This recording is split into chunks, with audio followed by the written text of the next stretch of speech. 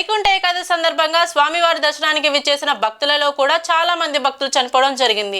ఈ రోజు సింహాచలంలో చందనోత్సవం కార్యక్రమానికి వేలాదిగా భక్తులు వస్తారని తెలిసినప్పటికీ కూడా ప్రతిష్టమైన ఏర్పాట్లు చేయాల్సిన దేవస్థానం యాజమాన్యం, అదే విధంగా ప్రభుత్వం కేవలం 20 రోజులకు ముందు నాసిరకం, నాణ్యత లేకుండా నాసిరకంగా అప్పటికప్పుడు గోడలు నిర్మించడం, ఆ గోడల్లో కూడా ఎటువంటి ప్రమాణాలు లేకుండా నాసిరకంగా నిర్మించడం, వేలాదిగా భక్తులు వస్తున్నప్పుడు ఎటువంటి జాగ్రత్తలు తీసుకోకుండా ఈ విధంగా పర్వదినాలు జరిగినప్పుడల్లా ఏదో ఒక సంఘటన జరగడం, భక్తుల ప్రాణాలు కోల్పోవడం చాలా దురదృష్టకరమైన సంఘటన. ఇలాంటి సంఘటనలు జరిగినప్పుడు భవిష్యత్తులో ఇలాంటి సంఘటనలు జరగకుండా చర్యలు తీసుకోవాల్సిన ప్రభుత్వం సంఘటన జరిగిన ప్రతిసారి కూడా దానికి కుంటి సాకులు వెతుక్కుంటూ తప్పించుకునే ప్రయత్నం చేస్తుందని రామచంద్ర యాదవ్ అన్నారు.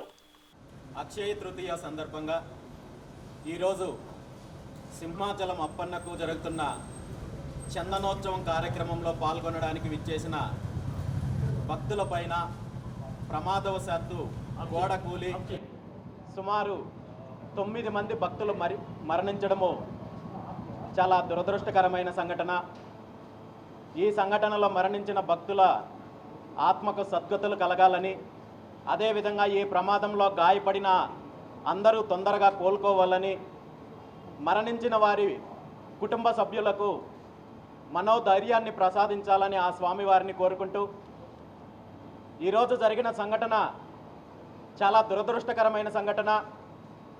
గతంలో మనం చూసాము, వైకుంఠ ఏకాదశి సందర్భంగా స్వామివారి దర్శనానికి విచ్చేసిన భక్తులలో కూడా తొక్కిసలాట వల్ల చాలామంది భక్తులు చనిపోవడం జరిగింది. ఈరోజు సింహాచలంలో చందనోత్సవ కార్యక్రమానికి వేలాదిగా భక్తులు వస్తారని తెలిసినప్పటికీ కూడా ప్రతిష్టమైన ఏర్పాట్లు చేయాల్సిన దేవస్థానం యాజమాన్యము, అదేవిధంగా ప్రభుత్వము కేవలం 20 రోజులకు ముందు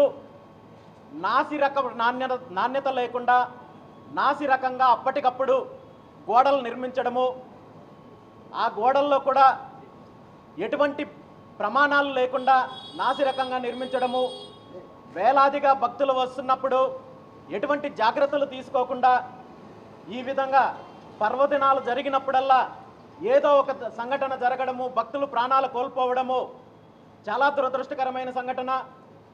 ఇలాంటి సంఘటనలు జరిగినప్పుడు భవిష్యత్తులో ఇలాంటి సంఘటనలు జరగకుండా చర్యలు తీసుకోవాల్సిన ప్రభుత్వము సంఘటన జరిగిన ప్రతిసారి కూడా దీనికి కుంటి సాకులు వెతుక్కొని తప్పించుకునే ప్రయత్నం చేస్తోంది తప్ప బాధ్యతగా వ్యవహరించడం లేదనేది ఈరోజు ప్రభుత్వము, మంత్రులు ఇస్తున్న ప్రకటనలు చూస్తే అర్థమవుతోంది.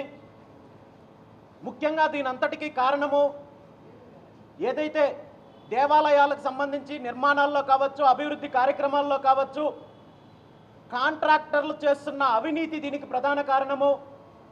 వీళ్ళ యొక్క అవినీతి వల్ల వీళ్ళు దేవస్థానం యొక్క అధికారులకు, అదేవిధంగా స్థానిక ప్రజాప్రతినిధులకు అవినీతిలో భాగం కల్పించాలి. కాబట్టి పనుల్లో, నిర్మాణాల్లో నాణ్యత లేకుండా నాసిరకం పనులు, నాసిరకం కార్యక్రమాలు చేయడం వల్ల ఈరోజు ఎక్కడ చూసినా ఇలాంటి కార్యక్రమాలు జరుగుతున్నాయి. వీటిని సరిదిద్దుకోవాల్సిన ప్రభుత్వము తప్పు చేసిన వారిపైన చర్యలు తీసుకోకుండా వర్షం వల్ల గోడలు కూలిపోయాయి, లేదా ఇంకొక కారణం వల్ల, రద్దీ వల్ల సంఘటన జరిగిందని చెప్పి చాలా దీన్ని సింపుల్గా తీసుకొని తప్పుదారి పట్టించే కార్యక్రమం చేస్తున్నారు. ఇది చాలా దురదృష్టకరమైన అంశము. ఈరోజు జరిగిన సంఘటనలో ఎవరైతే బాధ్యులు ఉన్నారో వాళ్ళందరిపైన కూడా చర్యలు తీసుకోవాలని, అదేవిధంగా చనిపోయిన వారి కుటుంబాలకు వెంటనే పరిహారం చెల్లించాలని, గాయపడిన వాళ్ళందరికీ కూడా వెంటనే కోలుకునే విధంగా వాళ్ళకు వైద్య సేవలు అందించాలని, మరీ ముఖ్యంగా రాబోయే రోజుల్లో ఇలాంటి సంఘటనలు జరగకుండా చర్యలు తీసుకోవాల్సిన బాధ్యత ప్రభుత్వం పైన ఉంది, ముఖ్యమంత్రి చంద్రబాబు నాయుడు గారి పైన ఉంది. ముఖ్యంగా దేవాదాయ శాఖలో ఏవైతే నిర్మాణాలు చేపడుతున్నారో వీటన్నింటిలో కూడా క్వాలిటీ లేకుండా ప్రతి చోట కేవలం ఇది తిరుపతికో లేదా అన్నవరానికో లేదా సింహాచలానికో పరిమితం అవ్వలేదు. రాష్ట్రం మొత్తం మీద కూడా దేవాదాయ శాఖలో అనేక రకాలైన అవినీతి జరుగుతోంది, నిర్మాణాల్లో అవినీతి జరుగుతోంది, ప్రసాదాల్లో అవినీతి జరుగుతోంది. చాలా దేవాలయాల్లో నాసిరకం ప్రసాదాలు అందిస్తున్నారు. వీటన్నింటిపైన విచారణ జరిపి దీనికి శాశ్వత పరిష్కారం అందించాలని చెప్పి ప్రభుత్వాన్ని కోరుకుంటున్నాను. Thank you very much. రాష్ట్ర రాజధాని నిర్మాణంలో భాగంగా పునర్నిర్మాణానికి శంకుస్థాపన చేయడానికి ప్రధానమంత్రి గారు రావడము సంతోషకరమైన విషయం అయినప్పటికీ కూడా రాజధాని నిర్మాణానికి సంబంధించి రాష్ట్ర ప్రభుత్వము స్పష్టమైన ప్రణాళికతో దీని మీద ఎటువంటి హిడెన్ ఎజెండా లేకుండా ఇప్పటికైనా శాశ్వతమైన పరిష్కారం అందించే విధంగా చూడాలి. ఎందుకంటే మనం గతంలో చూసాము 2014లో రాష్ట్రం విడిపోయిన తర్వాత అప్పుడు అధికారంలో ఉన్న ఇదే చంద్రబాబు నాయుడు గారు, అప్పుడు ముఖ్యమంత్రిగా ఉన్న ఇదే చంద్రబాబు నాయుడు గారు 5 సంవత్సరాలు సమయం ఉన్నప్పటికీ కూడా రాజధాని నిర్మాణము అనేక కారణాలు చెప్పి పెండింగ్లో పెట్టడంతో పాటు మరీ ముఖ్యంగా ఈ రాష్ట్రానికి నేను ముఖ్యమంత్రి కాదు సీఈఓ అని చెప్పుకునే ముఖ్యమంత్రి చంద్రబాబు నాయుడు గారు ఆనాడు కేంద్ర ప్రభుత్వంలో భాగస్వామిగా ఉన్నప్పటికీ కూడా ఆంధ్రప్రదేశ్కి సంబంధించి నూతన రాజధానికి గెజిట్ విడుదల చేయకుండా కాలయాపన చేయడం వల్లే 2019లో అధికారంలోకి వచ్చిన అప్పటి ముఖ్యమంత్రి జగన్మోహన్ రెడ్డి గారు 3 రాజధానులంటూ ఇబ్బందులు పెట్టే కార్యక్రమం చేయడం జరిగింది. 2014 నుండి 21 వరకు కూడా 2014 నుండి 19 వరకు 5 సంవత్సరాల అధికారంలో ఉన్నప్పటికీ కూడా ఆంధ్రప్రదేశ్ రాజధానికి సంబంధించి శాశ్వత పరిష్కారాన్ని అందించడానికి ఆనాడు కేంద్ర ప్రభుత్వం పైన ఒత్తిడి తెచ్చి గెజిట్ తీసుకొచ్చినట్టయితే జగన్మోహన్ రెడ్డి గారికి అసలు 3 రాజధానుల నిర్ణయం తీసుకునే అవకాశమే లేకుండా పోయిండేది.